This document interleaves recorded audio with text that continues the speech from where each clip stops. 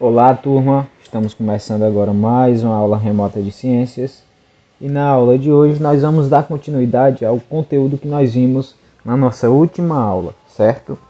Nós estávamos trabalhando justamente sobre os grupos dos seres vivos, no qual aprendemos sobre as plantas, sobre o grupo dos animais e também das algas.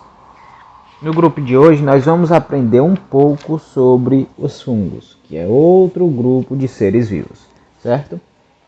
Então, acompanhem comigo. Lá no livro didático de vocês, exatamente na página 26, vocês vão se deparar com essa página, certo? Aí você me pergunta, professor, se eu não tiver o livro, o que é que eu faço? Você acompanha através desse vídeo e também através dessa página que eu vou colocar através de imagem lá no grupo da sua turma lá no WhatsApp, ok? Então vamos lá. Os fungos não realizam fotossíntese. Assim como os animais, eles se alimentam de outros organismos, que podem ser plantas ou animais mortos, ou partes de outros seres vivos. Mas, diferentemente do que ocorre com quase todos os animais, os fungos digerem os alimentos externamente ao corpo. Nesse processo, o alimento sofre a decomposição. Decomposição, pessoal, é a transformação de restos de seres vivos em outros materiais mais simples. O material então decomposto pode ser aproveitado por outros seres vivos, como as plantas. Cogumelos são exemplos de fungos que podemos ver a olho nu. Já o fermento biológico usado para fazer o pão crescer é composto de fungos muito pequenos, visíveis apenas com o uso de microscópio. Alguns fungos são comestíveis e podem fazer parte da alimentação das pessoas.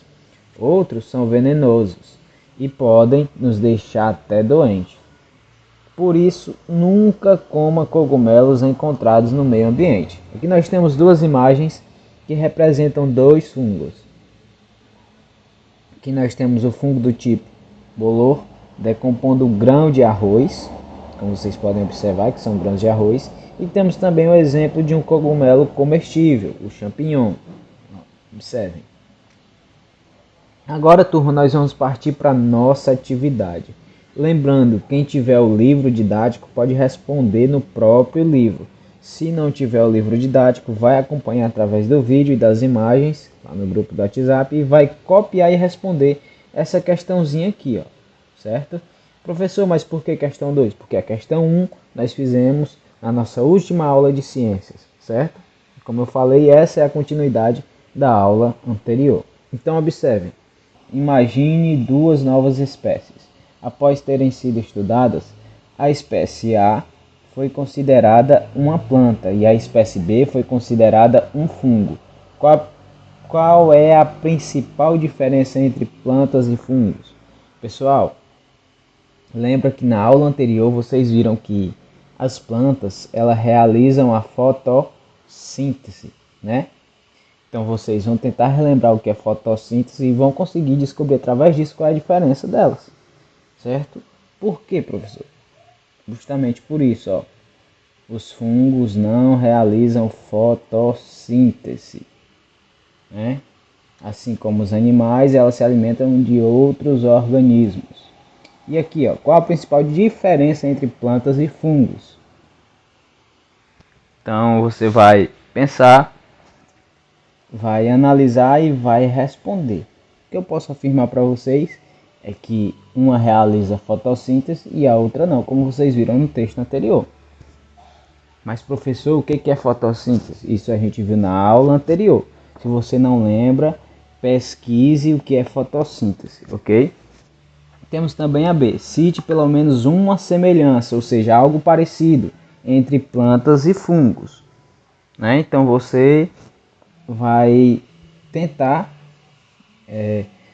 identificar através do que foi visto tanto na aula anterior como nessa aula, o que pode haver de semelhança entre elas, entre as plantas e os fungos. O que eu posso dizer para vocês é que ambas conseguem se reproduzir, Não vou dizer o resto, agora é com vocês, tá bom? Nossa atividade é simplesmente essa. Correção da atividade, turma, vocês já sabem o que devem fazer, tirar foto, envia para mim, para que eu possa corrigir. Se ficar com alguma dúvida, estou à disposição, ok? Um abraço para todos, até a próxima aula.